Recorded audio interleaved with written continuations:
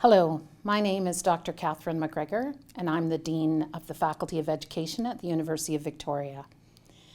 I'd like to begin with a territorial acknowledgement and acknowledge the unceded territories of the Lekwungen peoples on whose territory the university stands and the place we do our research, our day-to-day work with students, elders, and community members, and acknowledge the contributions and leadership of the Songhees, the Esquimalt, and the WSÁNEĆ peoples.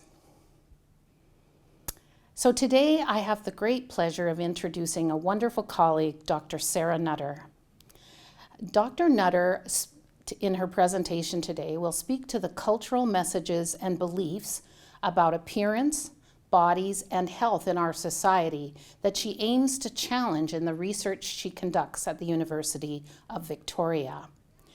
After taking a few moments to define what she calls the diet culture, Dr. Nutter uses the fictional stories of two women with eating disorders to describe how we come to learn and internalize the messages of this diet culture. She also describes the consequences of internalizing these attitudes and beliefs, including body dissatisfaction, eating disorders, and weight stigma. Dr. Sarah Nutter's research, broadly related to weight-related issues, includes weight stigma, body image, and eating disorders. Her primary research focus is on weight stigma, and she is especially interested in understanding sociocultural and ideological influences on weight stigma. She's also interested in better understanding the influence of weight stigma on healthcare in particular, and the attitudes of healthcare professionals towards patients with larger bodies. It's my pleasure now to make a space for our own Dr. Sarah Nutter.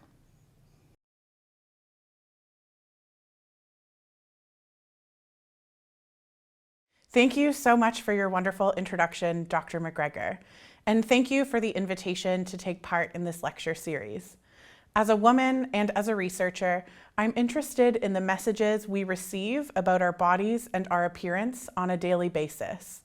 Specifically, I am interested in how we come to know what beauty looks like, who is beautiful and who is not, what does it mean to be healthy, and what does health look like?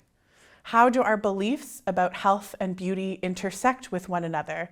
And what are the consequences for those who don't fit these beauty and body ideals? My passion for my research comes from my own personal experiences of having a body that doesn't perfectly fit our cultural ideal, and the years of yo-yo dieting and negative comments from others that came along with it.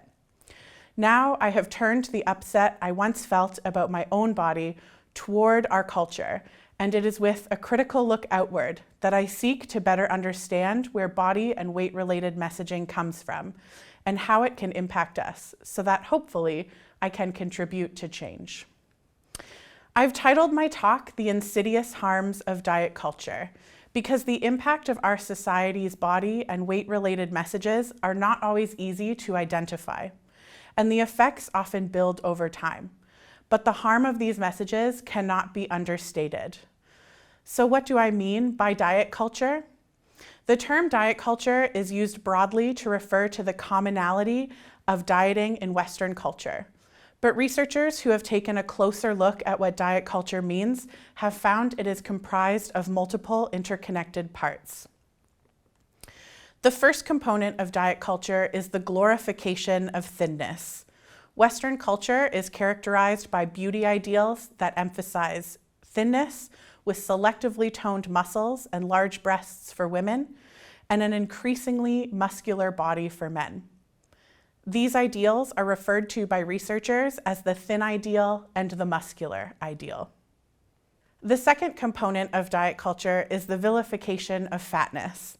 Higher weight bodies are regarded as a reflection of laziness, overindulgence, and the moral failing of the higher weight person. While on the surface, these images may seem motivating or funny, upon closer look, we can see messages related to control, restraint, the goodness of the thin body, and the shame of the fat body. Researchers who have worked to define diet culture have referred to these two components as the moral hierarchy of bodies.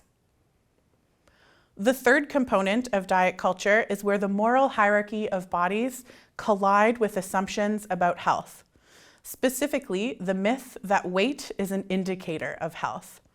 This myth leads us to assume that thin people are healthy and that higher weight people are unhealthy. We see this myth in common news headlines on the horrors of obesity and our need to eradicate it. It also underlies weight loss reality TV shows, like The Biggest Loser. If you're surprised or even skeptical at the idea of this being a myth, don't worry, I'll discuss each of these components of diet culture as the presentation continues. The fourth and final component of diet culture I want to talk to you about today are cultural beliefs around food, eating, and exercise. When I say cultural beliefs, what I mean are the ideas we have about what constitutes a good or healthy food, and what constitutes a bad or unhealthy food, as well as the beliefs we have in our culture about how we can control our bodies through what we eat and how much we exercise. When I think about food and exercise beliefs, I think about advertisements for gyms and diet companies that comprise the weight loss industry, what living the good life means, and how diet companies have recently rebranded, touting a focus on wellness while remaining fixed on some form of calorie restriction. The researchers whose work on diet culture I've summarized also recognized that the body-based hierarchy created by diet culture is interconnected with other hierarchies found in our society. First, to patriarchy, where male dominance positions women's bodies as objects to be seen and enjoyed by men. Second, to racism, where white bodies are seen as more good and more pure than the bodies of people of color. And third, to capitalism, which encourages all consumers, but especially women, to spend money on diet and exercise programs and other weight loss products with empty promises. To showcase the insidious harms of diet culture, I want to tell you the story of two women, Kate and Anna. These women grew up in different parts of the country with different families, friends, and childhood experiences.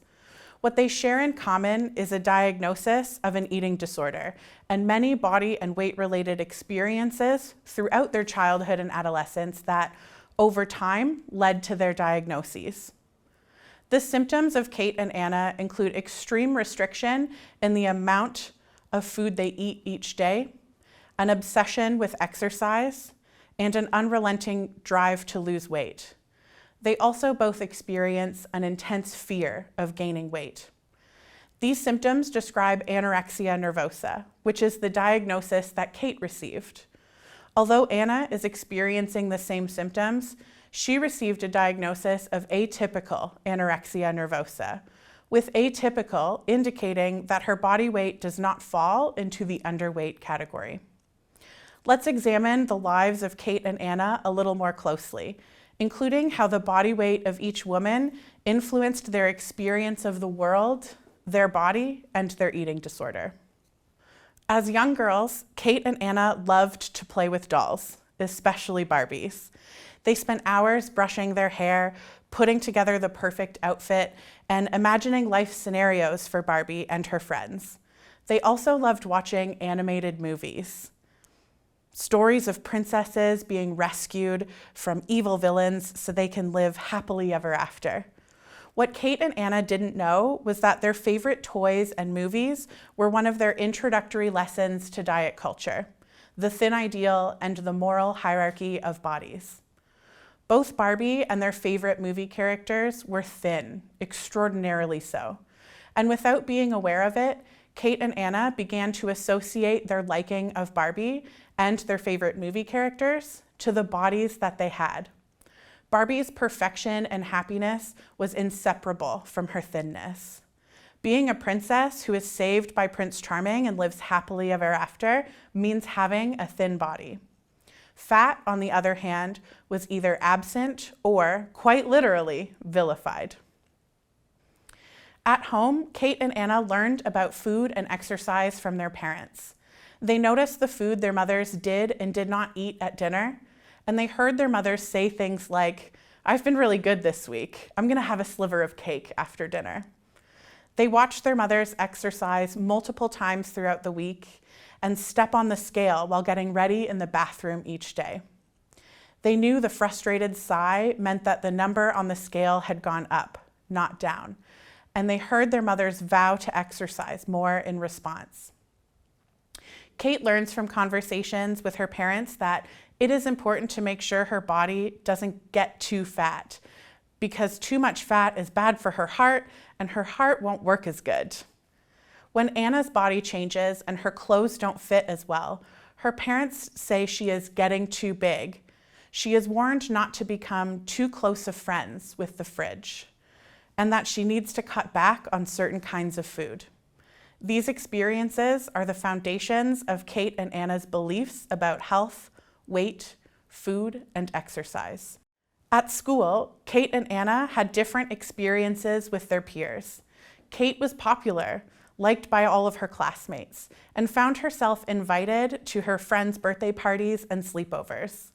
She witnessed the way in which her higher weight peers were teased for their weight, an experience she wanted to avoid at all costs. Anna wasn't so lucky. Although she had a few friends, she wasn't popular, and she and her friends could be described as the outcasts. The other kids in her class teased Anna for her weight, making up rhymes and nicknames for her that she hated. These experiences reinforced for Kate and Anna what they had learned from movies and their parents, that it is important to be thin or to suffer the consequences. Researchers have found that these sources, the media, the family, and peers, are critical influences on the development of body dissatisfaction in children and youth. These researchers have found that children as young as 3 to 5 indicate a preference for thinner bodies, and by 8, they express a desire for their body to be thinner, show concern for their weight, and are aware of calorie counting as a dieting tool. Although boys experience body dissatisfaction, researchers have found that girls report dissatisfaction to a greater degree. Well-intentioned parents who are concerned for their children or who may simply want to teach them about how to be healthy may reinforce negative attitudes and beliefs via weight-focused conversations, or by putting their children on diets, which have been found to have long-standing consequences through to young adulthood and beyond. Jumping back into our story about Kate and Anna, let's take a closer look at the process by which learning about diet culture in childhood might turn into health-related risks in adolescence, young adulthood, and beyond. The messages that Kate and Anna received on a regular basis from television, movies, advertising, as well as their peers, teachers, and families led to an implicit understanding of the thin ideal, the fear of fat, and the connection of weight and health as infallible truths. Kate and Anna reinforced their attitudes and beliefs about what attractive and healthy bodies looked like through their engagement with the media, particularly on social media. They followed accounts that provided daily quotes to help motivate people to achieve beauty ideals. Researchers call accounts like this thinspiration and fitspiration. Thinspiration images feature bodies that are thin, they praise thinness and encourage dieting. Fitspiration images promote thin and toned bodies and encourage excessive exercise. Kate and Anna also followed celebrities and content creators focused on beauty and weight loss. They created a perfect image in their minds about what beauty looks like, not caring that images in the media are edited to make people look thinner, have better skin, and perfect hair. What was beautiful was good, and they loved it. What Kate and Anna didn't know is that the more they saw and engaged with this type of content, the more they believed that they needed to be thin, a process that researchers call thin ideal internalization. It is this process of internalizing the thin ideal and feeling the desire to achieve thinness that put them on a direct path to their eating disorders. One of the things that Kate and Anna did as a result of internalizing the thin ideal was to compare their appearance to the appearance of others. Often, they would compare themselves to those they thought looked better than them, usually women who were thinner than they were or who had a body that was seen as more perfect in some way. In making these comparisons, Kate and Anna would say things to themselves like, "I wish I could be thin and beautiful like her," or "Look how much better clothes look on her compared to me." These kinds of comparisons made them feel upset about their own bodies and the ways in which they didn't measure up to the thin ideal. These comparisons made Anna feel particularly ashamed about her higher weight body. She did not feel beautiful or capable of being beautiful at the size that she was. In addition to these appearance-focused comparisons, both Kate and Anna found themselves thinking about how their body looked to others. Rather than thinking about how they felt in their body at the moment, whether they were comfortable with how they were sitting or standing at the moment, or were comfortable in the clothes or shoes they had chosen to wear that day. They were concerned with thinking about how their body looked to other people and making it look appealing to other people. They thought about how they were holding their body when sitting or standing to make sure it looked as good as possible to others. And they carefully chose their outfits with the same goal in mind. Kate and Anna regarded this as the price of beauty. Researchers call this way of viewing the body self-objectification because it causes us to think about our bodies as objects that others view rather than our vehicle for moving about the world. How did self-objectification and appearance comparisons contribute to Kate and Anna's eating disorders? Well, the more they internalized the thin ideal, the more they engaged in appearance comparisons and self-objectification. The more this happened, the more dissatisfied they felt with their bodies. Both Kate and Anna felt so dissatisfied with their bodies that they started to feel like their self-esteem and self-worth suffered. They believed they would feel better about themselves if they lost weight. And this motivation led them to begin restricting how much food they were eating each day and completely eliminating bad or unhealthy foods and increasing their workouts each week. Anna had another layer to her experience as she believed she was unhealthy and was ashamed of her larger body. She felt a responsibility to correct her body. Both Kate and Anna had some success with their strategy of eat less, move more, and they were encouraged to keep going from others. They loved hearing comments like, "You look great, have you lost weight?" Kate and Anna doubled down on their efforts, eating less and less over time. Together, the internalization of the thin ideal and the resulting comparisons, self-objectification, and body dissatisfaction are what researchers call the sociocultural model of disordered eating.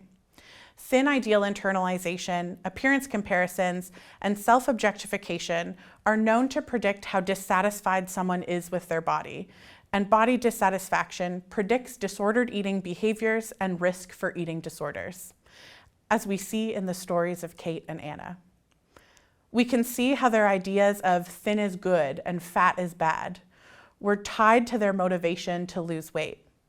These diet culture messages are directly linked to the ideas Kate and Anna had about their self-worth and self-esteem, as well as Anna's beliefs about having a personal responsibility to lose weight.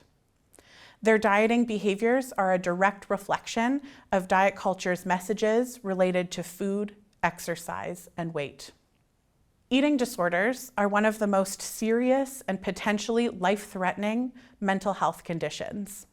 They are associated with cardiovascular complications, including lower pulse and lower blood pressure, electrolyte imbalances that can contribute to irregular heartbeats, disruptions in the digestive process, fatigue, difficulties with memory and concentration, sleep apnea, osteoporosis, and kidney failure. The impacts of eating disorders on mental health are also associated with an increased risk of suicide. You may be thinking, but Eating disorders are relatively rare, and most people who diet don't go on to experience an eating disorder. Isn't dieting harmless? Well, researchers have also identified significant health consequences of body dissatisfaction and dieting behaviors, including increased risk of depression, poor self-esteem, low self-worth, social anxiety, and social isolation. These consequences are reinforced by prolonged and repeated dieting and efforts to lose weight. While the stories of Kate and Anna are similar in so many ways, there were some differences I noted in the story of Anna. Her beliefs and attitudes about her body and her experiences with others were different due to her weight. The conversations Anna had about her weight with her parents made her feel like she was to blame for her higher weight. She was bullied by her peers, and she felt a unique shame about her weight that Kate did not. In my research, I'm particularly interested in the unique experiences of higher weight people. Specifically, the weight-based prejudice and discrimination they encounter and the impacts this can have on health and well-being. Researchers most often refer to weight-based prejudice and discrimination as weight stigma, weight bias, or fat phobia. All these terms refer to the stereotypes, negative attitudes, and incorrect beliefs about weight and higher weight people. As part of diet culture's vilification of fat, higher weight people are thought to be lazy, gluttonous, unintelligent, unattractive, and lacking in willpower, among other stereotypes. Like all stereotypes, weight-based stereotypes are unfounded. In addition to the vilification of fatness, diet culture teaches us that good food leads to thinness, bad food leads to fatness, and that fatness is unhealthy. These stereotypes help to create and support diet culture's moral hierarchy of bodies. Further, weight is seen as a personal responsibility, whereby people with higher body weights are responsible for losing weight. Since diet culture conflates health with weight and appearance, we learn to believe that good health is found only in thinner bodies. As the main objective of my presentation today, I want to share with you diet culture's best-kept secret. It's a lie. Not only does diet culture harm people via thin ideal internalization, body dissatisfaction, and eating disorders in the ways I've already discussed, but it also harms people in the form of weight stigma. But what do I mean diet culture is a lie and everything we know about weight is wrong? This brings me back to the title of my talk. Diet culture and weight stigma are insidious and long-standing aspects of our culture, and they can influence how anyone thinks about health and weight. Let's take a closer look at how diet culture is a lie. First, diet culture teaches us that weight is a personal responsibility, as simple as calories in versus calories out. Diet culture wants us to believe that weight gain and weight loss are achieved by simple adjustments to this ratio. Weight gain happens when we eat more and move less. Weight loss happens when we eat less and move more. However, researchers have found that weight is actually far more complex than what diet culture would have us believe. In the early 2000s, researchers wanted to examine just how simple or complex weight actually is. They started with their understanding of basic energy balance. They then identified 4 broad factors that influence our energy balance: our psychology, our levels of physical activity, our body's regulation of fullness and hunger cues, and other dietary habits, such as what we are eating. But in reality, these 4 broad factors are comprised of a number of different phenomena. And when researchers expanded on what these 4 factors were, they ended up with over 100 different factors that individually contribute to body weight, and over 300 interconnections between them. They organized these 100 plus factors as belonging to 7 broad categories. And remember, this research was completed in 2007. With advancements in our research and understanding of body weight, this image is even more complex today. Thus, body weight is incredibly complex and is not within an individual's control, as diet culture would have us believe.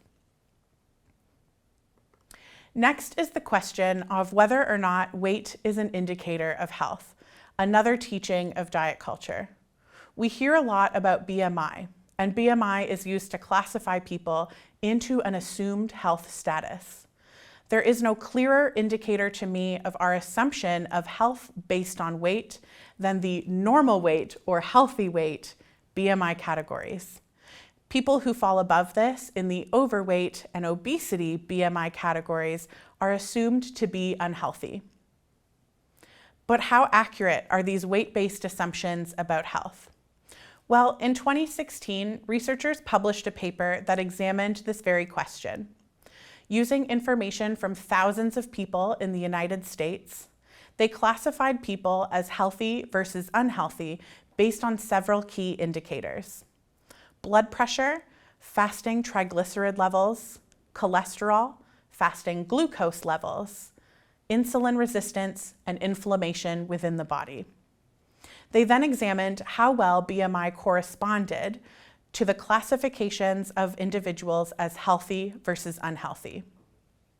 What they found was that the 30% of people in the normal BMI category were deemed unhealthy based on the results of these 6 health indicators. Further, 47% of people in the overweight category were healthy, as were 15 to 29% of people in the obesity BMI categories, despite diet culture leading us to believe that all higher weight people are unhealthy. Clearly, health is significantly more complicated than simply looking at a person's weight. Finally, let's examine the question of whether or not dieting is effective, since diet culture teaches us that we can control what our bodies look like through our eating and exercise behaviors. I'm sure many of you are familiar, either from your own experience or knowing about the experiences of others, that diets often fail.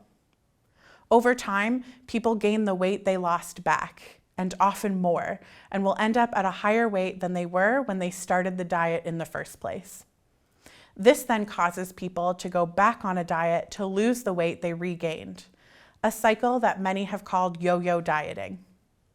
Research has confirmed that this common experience of weight regain is, in fact, normative. 95% of people who lose weight through diet and exercise gain the weight back, and often more, in just 3 to 5 years. Given the harmful effects of body dissatisfaction on our mental health, it is important to note that this cycle of yo-yo dieting can reinforce and worsen our body dissatisfaction and its associated consequences. The point I like to make about the diet industry when I talk about the effectiveness of weight loss is that if the diet industry worked, it wouldn't be growing by billions of dollars each year. If it worked, we would all be thin and the industry would be losing billions or millions of dollars each year. By creation, the diet industry is built to keep us coming back for more. Despite the science, diet culture and the moral hierarchy of bodies exist. And for Anna, this translated into experiences with weight stigma throughout her life. You may recall comments her parents made about not becoming too close of friends with the fridge. This would be considered weight stigma. In addition to these weight-focused conversations, Anna's parents decided that it was important for her to go on a diet. Her first experience with the diet industry was at 10 years old. At school, Anna not only experienced weight-based bullying, she also experienced differential treatment from her teachers, who felt that she wasn't as sociable or as capable as her thinner peers. And this occurred both inside and outside of phys ed class. Anna disliked school and the way she was treated, and this influenced her career plans following the completion of high school. She wanted to spend as little time as possible in higher education and hoped the working world would be a more welcome place. It wasn't. Anna experienced negative remarks from her colleagues and her superiors and felt like she wasn't able to live up to her full potential in the workplace. Finally, Anna's experiences in healthcare were consistently dreadful. Regardless of her reasons for visiting her family doctor, Anna was told that losing weight would be a good idea. She was always weighed, and her doctor would make comments about her weight, assumptions about her eating and exercise habits, and would talk down to her. These negative experiences made Anna dread going to see a doctor. She would avoid going at all costs, even if that meant a delay in getting medications or care that she needed. Anything felt better than feeling shamed and blamed. Researchers have identified numerous health consequences of weight stigma, especially when it is experienced on a regular basis. These health consequences include poor self-esteem, low self-worth, body dissatisfaction, disordered eating, and eating disorders, all the health consequences we've already talked about today. In addition, weight stigma is associated with symptoms of depression, anxiety, and increased physiological dysregulation, as indicated by resting pulse rate, blood pressure, fasting triglyceride levels, cholesterol, fasting glucose, insulin resistance, and inflammation within the body. You may have noticed that these are the same markers used in the research examining the effectiveness of BMI. So, if consistent experiences with weight stigma are associated with physiological dysregulation, it's then important to ask ourselves, what percentage of those deemed healthy in that research on BMI were deemed healthy and were in poor health because of experiences with weight stigma and not because of their body weight itself? Other researchers have found that day-to-day experiences with weight stigma are associated with an increased risk of mortality. It's clear that much more work needs to be done to better understand how weight stigma impacts health and how these health impacts might be misunderstood as related to obesity and not weight stigma. Lastly, I want to talk about how weight stigma can influence the care that people with eating disorders receive.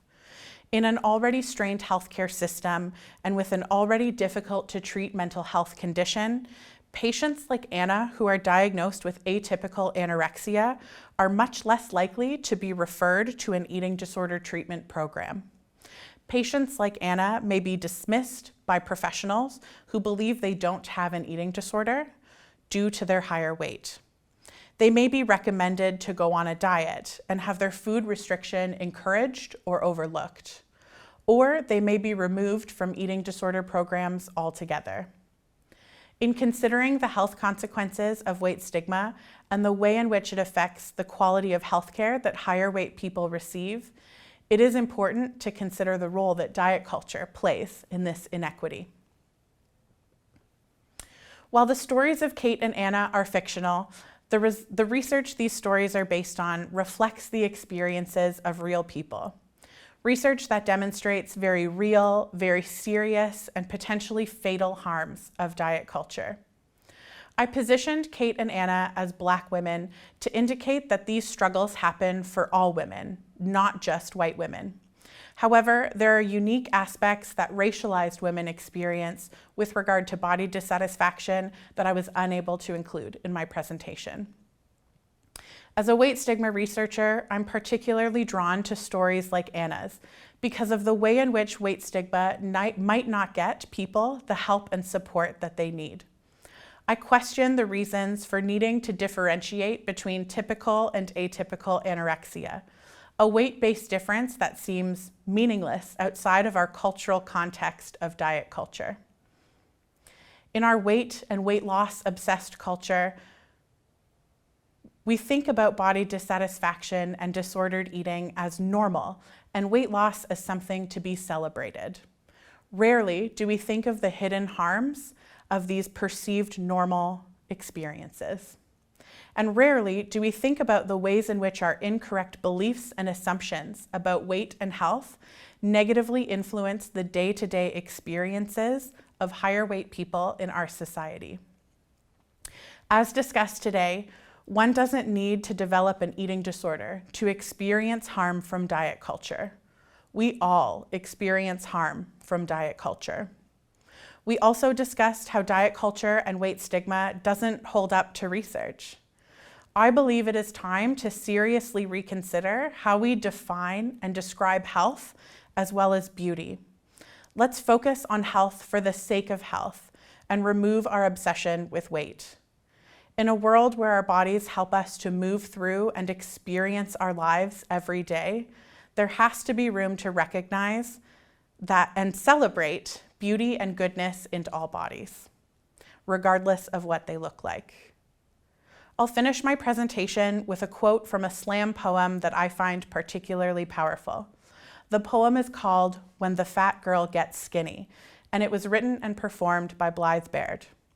In her performance, she says, "If you develop an eating disorder when you are already thin to begin with, you go to the hospital.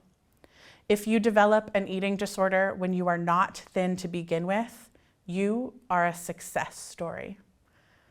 I hope to one day live in a world where this is not true. Thank you for listening.